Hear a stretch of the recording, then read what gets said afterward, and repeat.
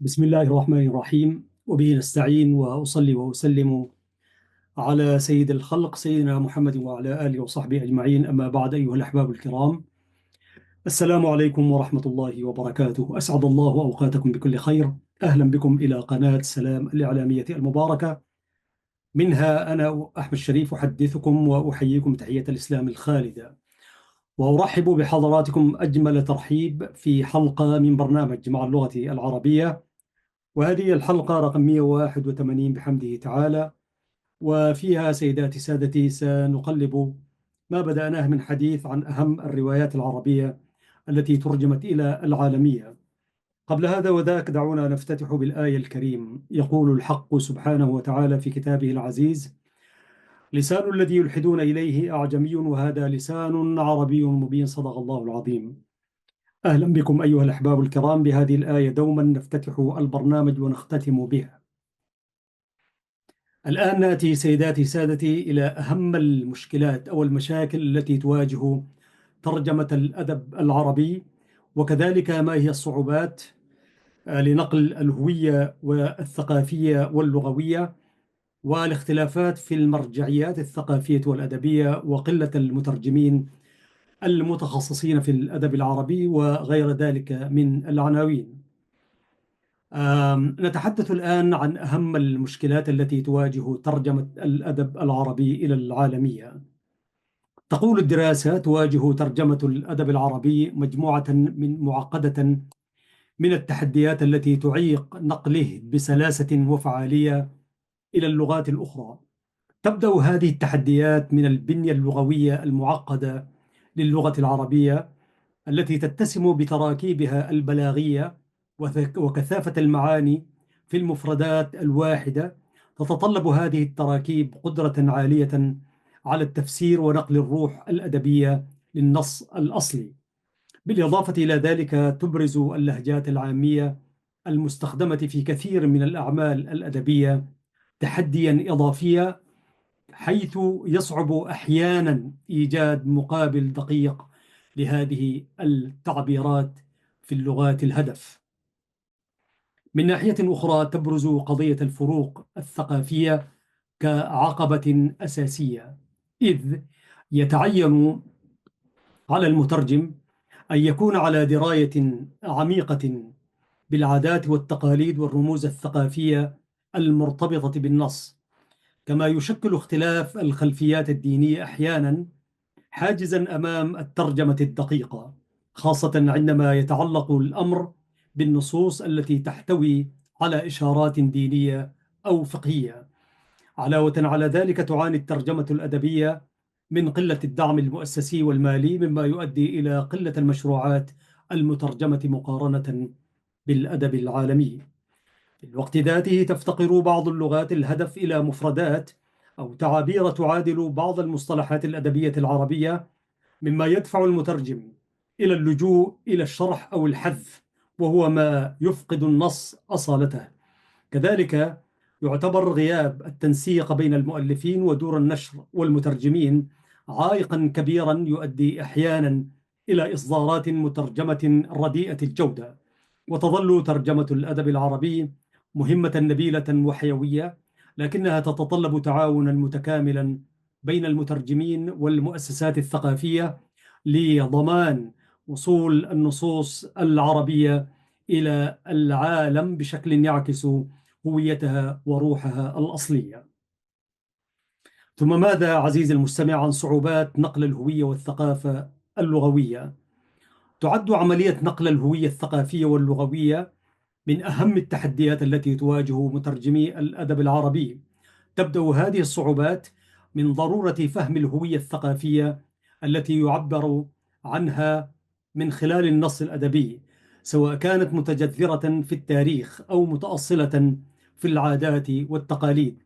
يتوجب على المترجم أن لا ينقل النص حرفيا فقط، بل عليه أن ينقل القيم والمعاني الضمنية التي تحملها الكلمات والجمل. كما تسبب الفروق الثقافية بين اللغة المصدر والهدف اللغة مشكلات عديدة، إذ قد تحمل كلمة واحدة في النص الأصلي دلالات ثقافية يصعب ترجمتها بدقة. على سبيل المثال، قد تعكس بعض الألفاظ إحساسا دينيا أو اجتماعيا عميقا لا يتوفر له مقابل مباشر في اللغات الأخرى. كذلك تتطلب النصوص التي تحتوي على إشارات رمزية أو استعارات ثقافية قدرة استثنائية على إيجاد مكافآت تتناسب مع ثقافة القارئ المستهدف. بالإضافة إلى ذلك، تواجه بعض النصوص تحديات عند التعامل مع الفكاهة أو الفكاهة والسخرية، حيث تعتمد هذه الأساليب غالبا على خلفيات ثقافية محددة يصعب استنساخها بشكل فعال. من هنا تظهر أهمية قدرة المترجم على اتخاذ قرارات دقيقة، سواء من خلال إعادة صياغة النص أو من خلال تقديم حواشي توضح المعنى المطلوب. وهنالك كذلك اختلاف في المرجعيات الثقافية والدينية. تمثل هذه الاختلافات في المرجعيات الثقافية والدينية أحد أصعب التحديات في ترجمة الأدب العربي. تنطلق هذه الصعوبة من كون الأدب العربي مشبعا بالإشارات الثقافية والدينية التي ترتبط بالسياق المحلي. يحتاج المترجم إلى الإلمام بهذه الإشارات وفهمها بشكل كامل قبل محاولة نقلها إلى لغة أخرى. كما تعقد المصطلحات ذات الخلفية الدينية أو الطقسية عملية الترجمة، إذ قد تكون بعض المفاهيم مألوفة في الثقافة العربية لكنها تظل غامضة أو غير مفهومة للقارئ الأجنبي. كذلك تضيف الإشارات التاريخية والقصص التراثية بعدا إضافيا من التعقيد، حيث يطلب من المترجم شرحها أو تقديم حواشي تفسر السياق الأصلي. من ناحية أخرى عزيزي المشاهد، قد يواجه المترجم خلافات ناتجة عن التحفظات الثقافية أو الرقابة الأدبية في البلدان المستهدفة، خاصة إذا كانت النصوص تحتوي على مضامين تتعارض مع العادات والتقاليد في الثقافة الهدف. هنا يصبح على المترجم أن يتخذ قرارات صعبة بين الأمانة للنص الأصلي وتجنب الإساءة للجمهور المستهدف. ويعد التعامل مع الاختلاف في المرجعيات الثقافية والدينية مهمة دقيقة تتطلب خبرة ووعيا عميقين من قبل المترجم. هل تعلم عزيزي المشاهد أن العالم العربي يعاني من المترجمين المتخصصين في الأدب العربي؟ تقول الدراسة: تشكل قلة المترجمين المتخصصين في الأدب العربي، سواء كان في العالم العربي أو غيره عقبة كبيرة في مسار نقل هذا الأدب إلى العالمية. يبدأ هذا التحدي من نقص الكفاءات المتخصصة في الترجمة الأدبية، حيث يتطلب هذا المجال مهارات استثنائية تجمع بين الفهم العميق للنصوص الأدبية وإتقان اللغة الهدف. كما تساهم محدودية البرامج الأكاديمية المتخصصة في الترجمة الأدبية في تفاهم وتفاقم المشكلة، إذ تندر في المؤسسات التعليمية التي تقدم برامج تدريبية معمقة، تندر المتخصصين أو أقليهم في تلك المؤسسات. بالإضافة إلى ذلك، يعاني المترجمون الأدبيون من ضعف الحوافز المالية، مما يدفع الكثيرين إلى تجنب هذا المجال والاتجاه نحو مجالات أخرى أكثر ربحية. أيضا تفتقر صناعة الترجمة الأدبية إلى وجود شبكات فعالة تجمع بين المترجمين ودور النشر، مما يؤدي إلى عدم تنسيق الجهود وتكرار الأخطاء. في الوقت نفسه، قد يعاني المترجمون الجدد من نقص فرص التدريب العملي والاحتكاك المباشر بالنصوص الأدبية الحية. أيها السادة والسيدات، لا زلتم مع قناة سلام الإعلامية المباركة وحلقة في برنامجها مع اللغة العربية. نتحدث اليوم عن المشكلات التي تواجه الترجمة الأدبية إلى الأدب العالمي. وتقول الدراسة كذلك دور الجوائز الأدبية في انتشار الروايات العربية عالميا. تحت هذا العنوان تقول: تسهم الجوائز الأدبية بشكل كبير في تسليط الضوء على الروايات العربية وإيصالها إلى منصات عالمية مرموقة.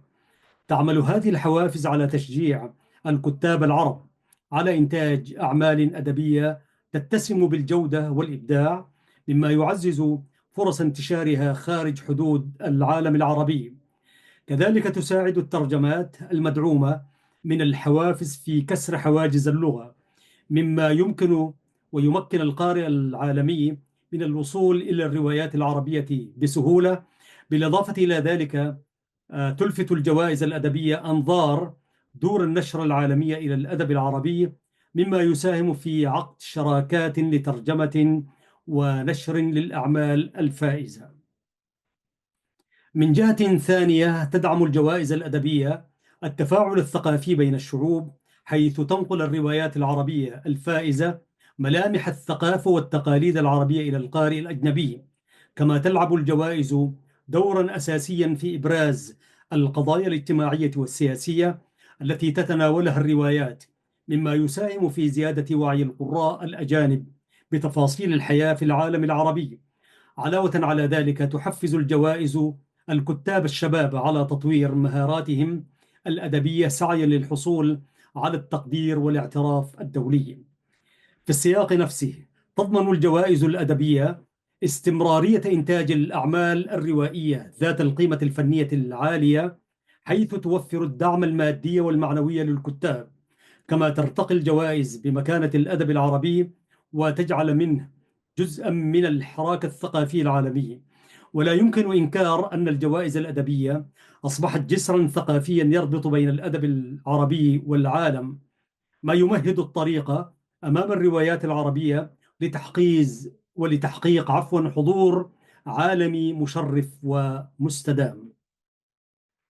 الآن دعونا نتحدث عن جائزة نوبل للأدب وأثرها. هي من أبرز الجوائز الأدبية مع جوائز أخرى طبعا.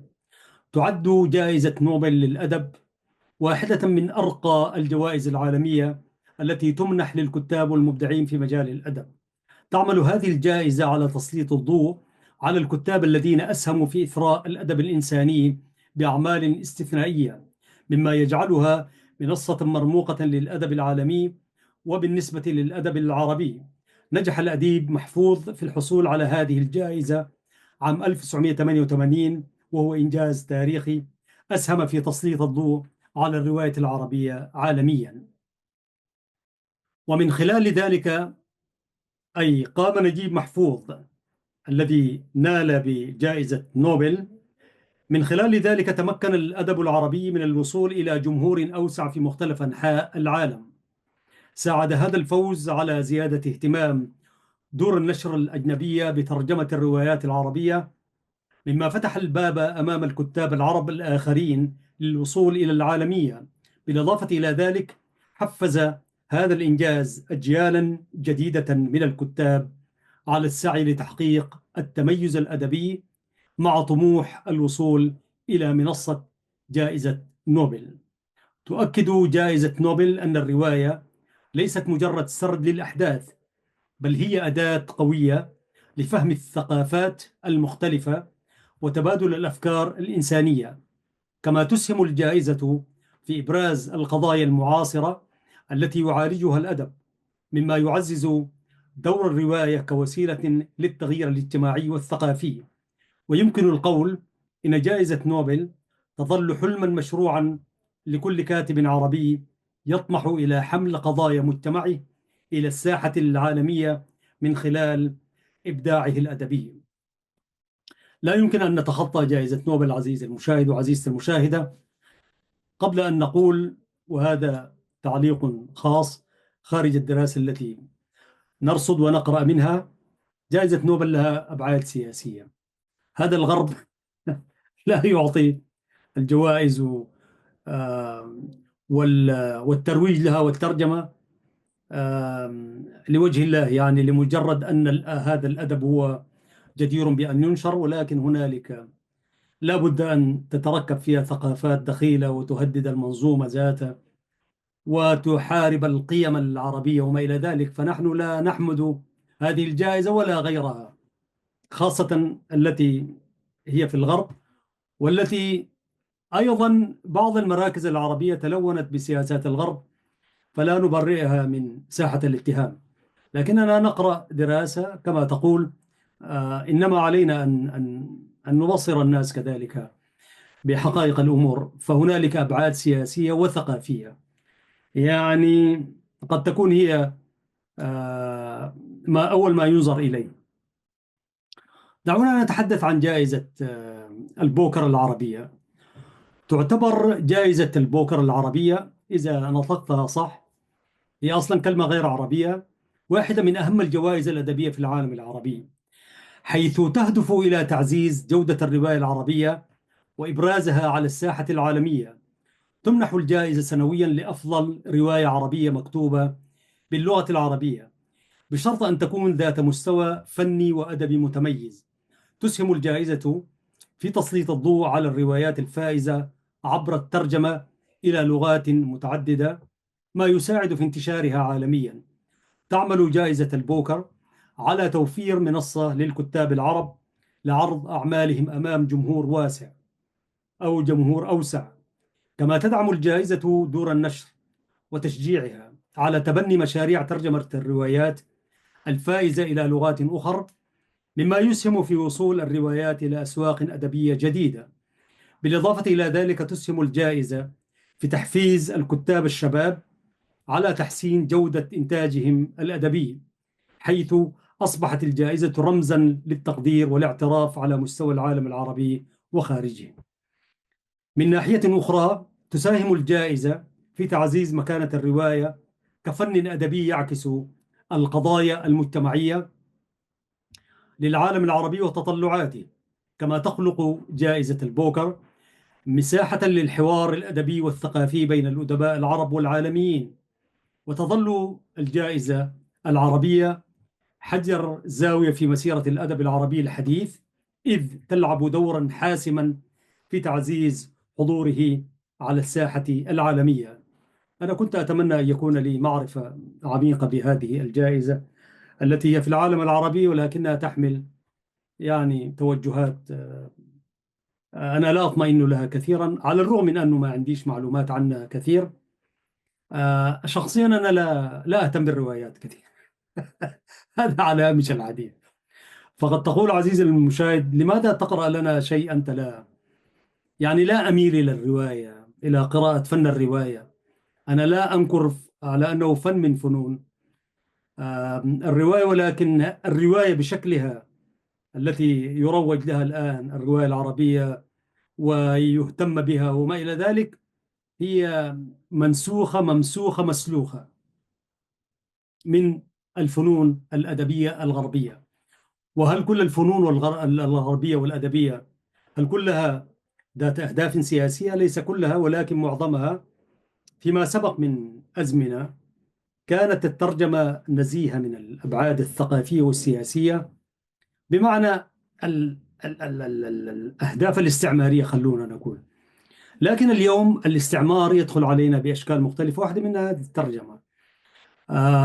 أيضا يعني يترجم الروايات التي يعني تبتعد كثيرا عن القيم، عن القيم الدينية والقيم الحضارية والقيم الإنسانية للعالم العربي، فتركن إلى تقليد والخروج من القيم والمثل الدينية. خلونا نقول نحن أي أدب، أي أدب، وأنا سأتحدث في نهاية الحلقة، أي أدب لا يلتزم القيم الثقافية والقيم الحضارية والقيم الدينية في أي مجتمع فهو أدب مستورد.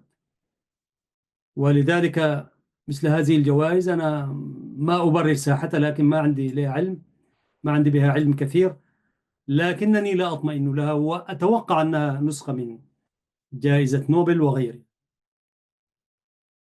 نعود الآن إلى دور الجوائز في تعزيز الحضور العالمي للروايات العربية. لا شك عزيزي المستمع أن الجوائز الأدبية تلعب دورا حيويا في تعزيز الحضور العالمي للرواية العربية، حيث توفر هذه الجوائز اعترافا دوليا بجودة وإبداع النصوص الروائية العربية. تساهم الجوائز في لفت انتباه الناشرين العالميين إلى الأعمال الأدبية المتميزة مما يفتح المجال لترجمتها وتوزيعها عالميا. كما تدعم الجوائز حركة الترجمة، مما يجعل الروايات العربية متاحة للجمهور، أي ذلك الجمهور الواسع بلغات متعددة.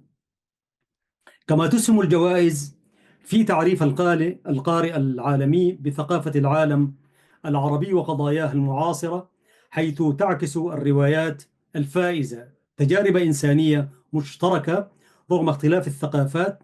بالإضافة إلى ذلك تحفز الجوائز الكتاب العرب على تطوير أساليبهم الأدبية والسردية بما يتوافق مع المعايير العالمية. شفت المعايير العالمية دي؟ ومتى كانت المعايير العالمية تتوافق طبقا لمعايير دينية أخلاقية عربية؟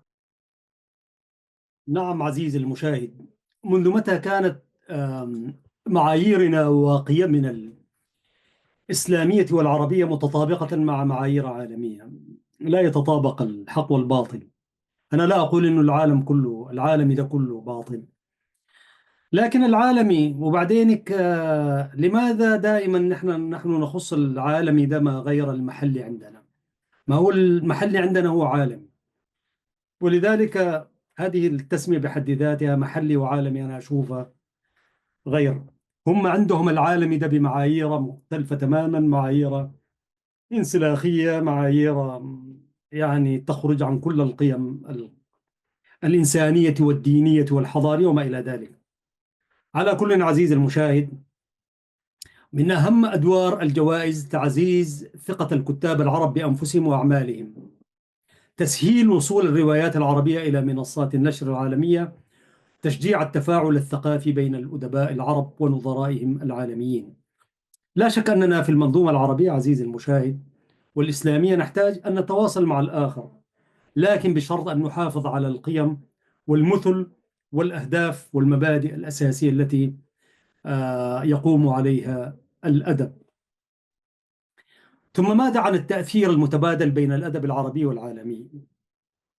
يشكل التأثير المتبادل بين الأدب العربي والعالمي ظاهرة ثقافية وفكرية بارزة أسهمت في تشكيل هوية أدبية مشتركة بين الشعوب. تأثر الأدب العربي منذ العصور الوسطى بالأدب اليوناني والفارسي والهندي، حيث نقل المترجمون العرب أعمال أفلاطون وأرسطو وهوميروس إلى اللغة العربية، مما أسهم في إثراء الفكر العربي. في المقابل، ألهمت الأعمال الأدبية العربية مثل ألف ليلة وليلة والأدب الأوروبية بشكل ملحوظ، وظهر ذلك جليا في روايات كبار الأدباء الغربيين مثل غوتا وفيكتور هيغو.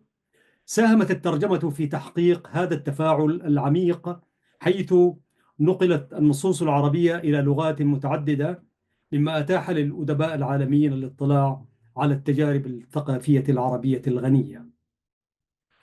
بالإضافة إلى ذلك استطاع الأدب العربي التعبير عن قضايا إنسانية عالمية بطرق فنية مبتكرة، وهو ما جعل أعمال مثل موسم الهجرة إلى الشمال للطيب صالح تحظى بشهرة عالمية على الرغم من تحفظنا فيها.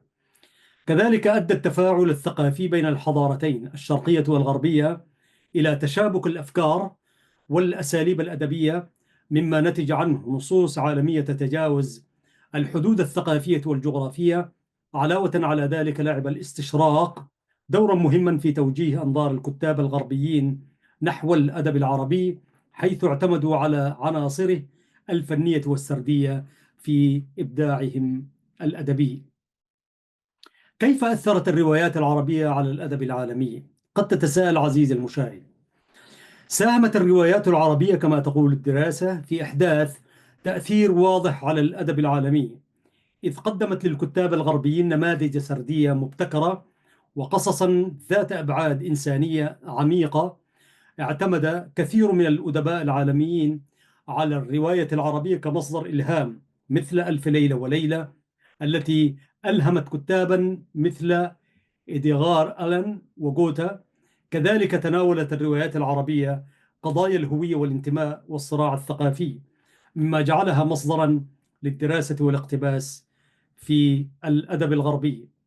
بالإضافة إلى ذلك استطاع كتاب الرواية العربية مثل محفوظ تقديم نصوص أدبية تميزت بالعالمية بعد حصوله على جائزة نوبل للأدب.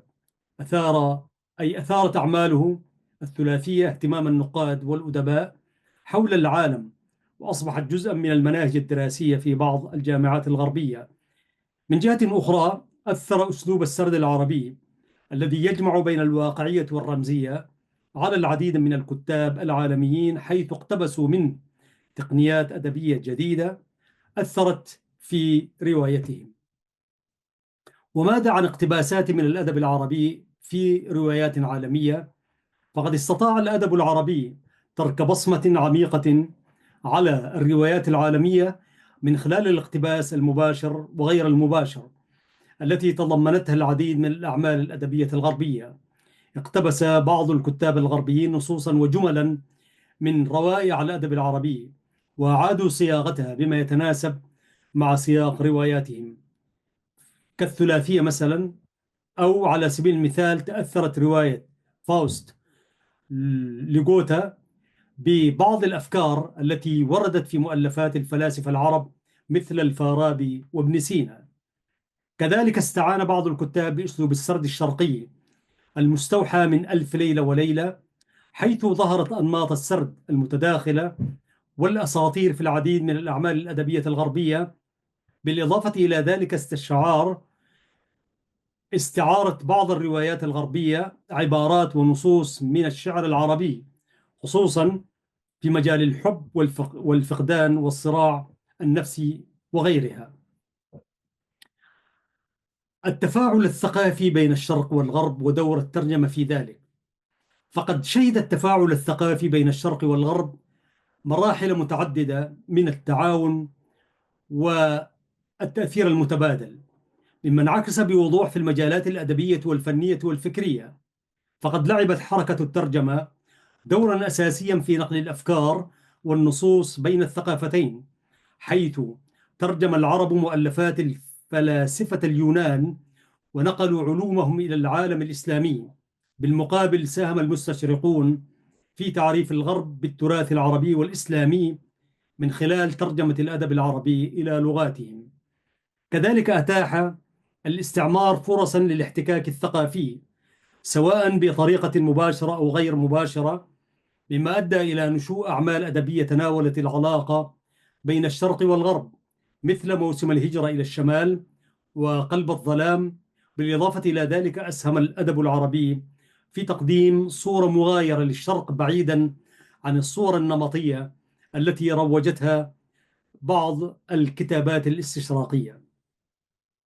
من جهة أخرى، أدى التبادل الثقافي إلى ظهور كتاب غربيين تأثروا بالفلسفة والشعر العربي، مما انعكس في أعمالهم الأدبية. أيضا استطاع بعض الأدباء العرب توظيف العناصر الغربية في نصوص بطريقة إبداعية، مما أضفى عليها أبعادا جديدة. أيها السادة والسيدات، لازلتم مع قناة سلام الإعلامية المباركة وحلقة في برنامجها مع اللغة العربية. نعم عزيزي المشاهد، نواصل الحديث.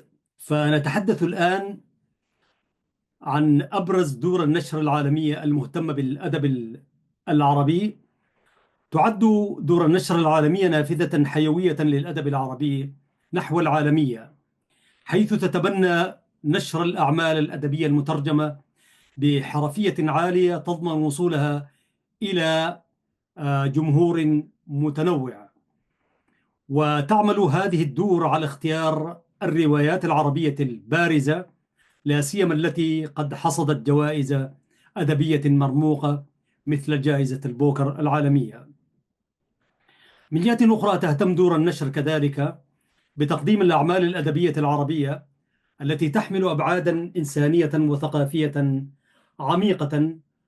تساهم أيضا مؤسسة بريطانية بشكل ملحوظ في ترجمة الأدب العربي، مركزة على نشر الأعمال التي تعكس قضايا اجتماعية وثقافية معاصرة. إضافة إلى ذلك، تعمل دور النشر العالمية على الترويج للأدب العربي من خلال منصات القراءة الرقمية والمعارض الدولية، مما يفتح آفاقا أوسع للتواصل مع جمهور عالمي، كما تسهم في تدريب وتطوير قدرات المترجمين لضمان الحفاظ على نسيج النصوص الأدبية. طبعا هنالك مبادرات حكومية في العالم العربي هي قليلة جدا التي تهتم بالترجمة وأهميتها، وهنالك تحديات تواجه الروايات الصاعدة. نقرأ منها شيئا على الرغم من تميز بعض الأعمال الأدبية، فإنها تواجه، أي ترجمتها تواجه العديد من العقبات التي تحول دون انتشارها عالميا، منها قلة المترجمين المتخصصين، ومنها ضعف السوق الدولي أو التسويق الدولي، كذلك ارتفاع تكاليف الترجمة والنشر، واختلاف الثقافات والخلفيات الاجتماعية. آم، وهنالك طبعا القارئ رصد بعض الروايات اللي مرشحة أن تكون عالمية، طبعا حسب رؤيته. الآن نأتي إلى قضية جوهرية في ختام هذه الحلقة، وأنا دوما إذا ما قرأت شيئا من النصوص فأختم الحلقة بشيء من الحديث المباشر. هو حديث تلقائي حقيقة، لا يتم الإعداد له، ولكن يأتي، أنا لا أعد ما أود أن أتحدث فيه مباشرة، لكن من خلال المضمون يكون عندي ملاحظات معينة، فأبدي وجهة نظري من خلال المواقف والتجربة يعني. آم، ونحن في صالون الأصالة في الخرطوم في أم درمان. صالون الأصالة كان ذلك هو الصالون الأدبي الثقافي السياسي في مدينة أم درمان، وفي حي أبروف، وتحديدا في منزل العلامة الفقيه الداعية المفكر الشاعر الأديب الأستاذ فراج الطيب السراج رحمة الله عليه. كنت محظوظ يعني أيام الطلب والدراسة الجامعية، من يتخرج من صالون فراج الطيب لو أنت قعدت 4 ساعات كفاية، ستكون مكتنز ثقافة وفكرا وإسلاما وأدبا. والحمد لله كانت 4 سنوات يعني، ندخل قبل بعد صلاة الجمعة، عفوا بالنسبة لنا نحن يعني كطلبة جامعيين يعني، لا نخرج منها إلا بعد تأدية صلاة العشاء.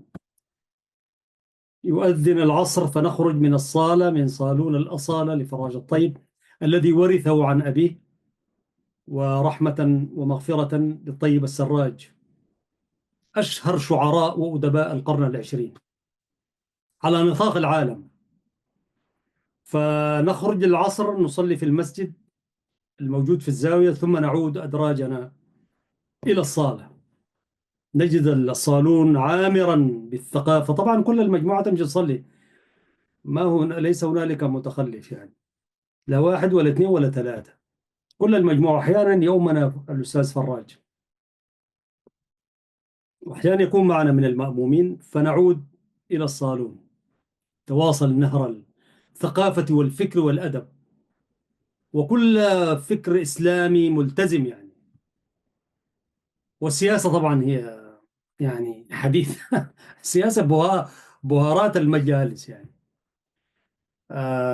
يبدأ السياسة من السودان إلى دول الجوار وإلى العالم والقضية المركزية الفلسطينية يعني. ثم يؤذن للمغرب فنخرج إلى المسجد نصلي فنعود أدراجنا. طبعا هنالك من ينصرف يعني، أنا كثير كنت كثير العودة يعني لا بد بعد المغرب أعود، وهنالك من يعود بعد العشاء عزيزي المشاهد. أنا بعد العشاء كنت أنصرف إلى أم درمان كذلك. الثورات في الثورة بالنص يعني، الحارة العاشرة، هذا للتوثيق أنا أتحدث، قد هنالك من تهم هذه المعلومة.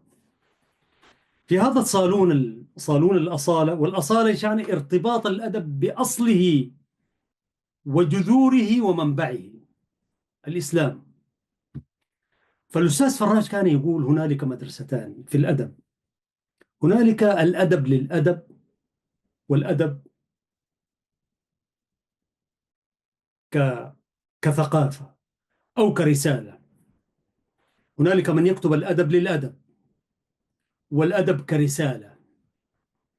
فالراجل طيب السراج رحمه الله كان ينضم ويروج ويقود الأدب كرسالة، وليس الأدب كأدب، لأنه الأدب كأدب. وهذا مرتكز ومرجع من أين؟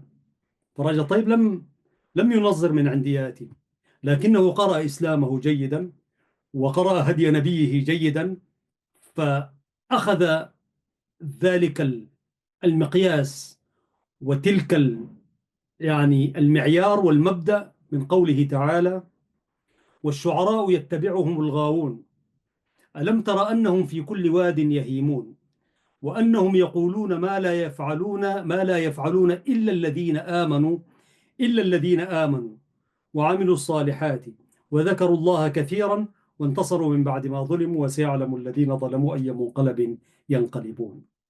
وكان يقول دوما: الأدب والشعر مظنة الغواية، فإذا ما تدرع الأديب والكاتب بدروع ثلاث: أن تكون مؤمنا وذاكرا لله وتعمل الصالحات، فقد تدرعت بدروع ثلاث، فانزلاقك في الأدب يكون يعني ضعيف أو قد لا يكون يعني. أما إذا لم تركن إلى ذلك، إلى تلك الدروع الثلاث، فإن الأدب مظنة الغواية. وما أجمل الغواية، وما يعني ما أعذبها إذا لم تتدرع. الغواية والحديث فيها شيء جميل كالمحرمات، يعني مثلا أي شيء ممنوع مرغوب طبعا. فالأديب الذي يعني متحرر من تلك الكوابح الثلاثة، فتجده طبعا جميل في أوصافه وأشياء وجمهور وما إلى ذلك. فأستاذ فراج كان يروج ويقود الأدب كرسالة، انطلاقا من تلك الآية والأحاديث النبوية كثيرة طبعا. وهذا هدي إسلامي نبوي. العرب في قصائدهم الجاهلية كانوا يقولون أشياء، فجاء الإسلام فهذب ذلك اللسان وذلك الخلق، وجاء ليتمم مكارم الأخلاق، وكان لهم خلق نبيل كذلك، بل كانت لهم غوايات كثيرة يعني. ولذلك هو سير الأدباء الذين كانوا ينحرفون حتى في بدايات العهد النبوي وعهد الخلفاء، القصص معروفة يعني. ولكن هنالك عزيز المشاهد من يمارس الأدب كأدب. شفت جوائز نوبل والما بعرف إيش، كل الجوائز دي عالمية كانت أو غير عالمية، كل مرتبطة تحوم حول الأدب للأدب. قل تحدث كما شئت يا أخي، لا بد الأديب يكون حرا يعني في أفكاره وكذا. ومنذ متى كانت الحرية الكاملة يعني؟ أصلا ما في حرية كاملة في هذه الدنيا. وجاء الدين أصلا ليضبط حركة الإنسان الفوضوي. ما هو الإنسان يميل إلى الفوضى أصلا، إلى التحرر، إلى عدم التقيد. ولماذا أي حاجة حرام هي تستهويك يعني؟ لأنه فيها النفس الأمارة بالسوء يعني. ولذلك كل الأعمال الأدبية غالبية 99% التي تفوز بالجوائز العالمية هي تلك التي تعمل الأدب من حيث للأدب. يعني ما دار أقول يا قليل أدب لكنها هي في الغالب يعني إنه ما تهم القيم والمثل وما إلى ذلك، فتتحرر ويقول لك الحرية الفكرية والحرية الثقافية في وحدين بالغوا يقول لك الحرية الدينية. في حرية دينية؟ الدين أفعل ولا تفعل، ما في حاجة اسمها في الحرية في الدين. أنت تلتزم بهدي نبيك وهدي إسلامك. ربك قال لك افعل ولا تفعل، كما يقول العلامة رحمة الله عليه الشيخ الشعراوي: الدين قائم على ركنين: افعل ولا تفعل. افعل قال لك افعلوا، لا تفعلوا لا تفعلوا. ولا تسألوا عن أشياء، يعني في أشياء ما تحتاج إلى تفكير ولا تحتاج إلى سؤال. رب العزة قال لك أعمل وتعملوا إذا أنت مسلم، إذا أنت تود أن تسير على منهج نبيك وتدخل جنة ربك ورضوانه يعني. ولذلك أنا أحببت أن أعلق على أنه ألا تلهينا مثل هذه الدراسات التي قرأناها، لأنه فيها أشياء لا بأس بها. لكن إذا لم يترجم عملك أيها الكاتب إلى العالمية ولم تنل وما إلى ذلك، وأنت رجل ملتزم بدينك وقيمك وأخلاقك وما إلى ذلك، فلا تحزن كثيرا. تلك الآداب العالمية هي لها مقاييس ولها معايير معينة، لا بد أن تتوفر وفي قضايا أساسية لا بد أن تدخل فيها، أو في مش قضايا أساسية، في قضايا معينة. يعني أنت كمسلم لا بد أن تبرئ ساحتك منها، وتعلن تعلن البراءة منها، وتعلن ولاءك لما أمرك به الدين. فإذا لم تترجم أعمالك الأدبية وأنت رجل مقتنع أن أعمالك دي كويسة وبتاع، لا تحزن كثيرا، لأنه المقاييس تختلف. أما إذا كانت نفسك تحدثك إنه أنا 200 أبقى عالمي وهكذا وبتاع، يا أخي ما نتحرر شوية وما إلى ذلك. يعني في النهاية ما هو الحصاد الذي ستجنيه؟ يعني علما بأنك عزيزي المشاهد ستكون مسؤولا يوم القيامة، يوم يسأل الإنسان عن كل شيء، عن كل كلمة قلتها وحرفا كتبته وجائزة تضرعتها وما إلى ذلك. فخير لك الآخرة من الأولى. حتى لو لم تنل الجوائز سيذكرك الصالحون والذاكرون. وسخر قلمك وسخر أدبك ورسالتك، الأدب كرسالة إلى هذه القيم وهذه الرسائل التي أمرك بها الدين. إذا كنت مؤمنا، نحن نتحدث عن المؤمنين، والمؤمنين كيف يكونوا هداة، وكيف يكونوا رسل مجتمعين، بالذات الأدباء، كتاب الشعر والروايات كل أنماط الأدب وأنواعه. فعلينا أن نكون الأدب كرسالة، وإلا سننزلق وتأخذنا الغواية حيث لا رجعة، لأنه الأهواء كثيرة والجوائز مغرية والأسماء والعالمية مقابلة هنا وهناك، ولكنك مسائل عما قلت يعني. ولذلك هذه إشارة أحببت أن أشير إليها. هنالك مدرستان، الأدب للأدب والأدب كرسالة. نحن بحمد الله تعالى نلتزم وننتمي إلى الأدب كرسالة.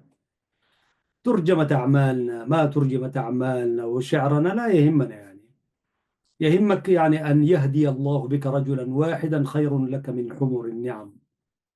وحمر النعم دي بتدخل فيها هذه الجوائز الجوائز الكثيرة دي حمر النعم بالنسبة لعصرنا. والقنوات والمقابلات والكذيب العالمي وما بعرف شنو، وترجمت إلى أعمال وتدرس في الهناك. بالله جامعة غربية، جامعة أصلا هي تحارب هذا الدين وتحارب اللغة وتحارب كل اللي هناك.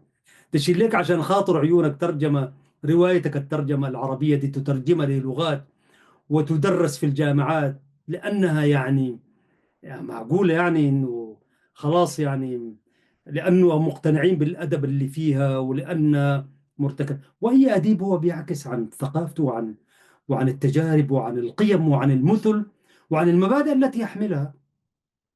مؤكد الرجل الملتزم المسلم العربي الملتزم، وحتى المسلم غير العربي الملتزم الذي يكتب بلغته ومتلبس ومشبع بمبادئ قيمه وحضارته، ولا يتزعزع ويكتب وفق ما أمر به الدين، مع كثير من الإبداع والألوان وما إلى ذلك.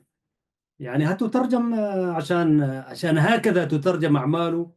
لو لم يروا فيها انحرافا من المسار ويصب في مصالحهم الاستعمارية الثقافية الحديثة، لا يترجم ولن يترجم، ولا يعطى أدنى قدر من الاهتمام. ولذلك كل تلك الأعمال تترجم لأهداف سياسية ثقافية استعمارية حديثة، استلاب وانسلاخ من القيم. ف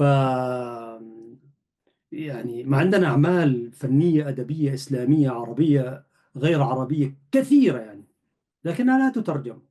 لا بد أن تترجم، لأن هنالك في مفكرين جماعة قاعدين، أصحاب النظارات الكبيرة ديك اللي قاعدين بس كده ويشوفوا ينظروا الحاجات، عندهم أسس كده وقيم وهكذا.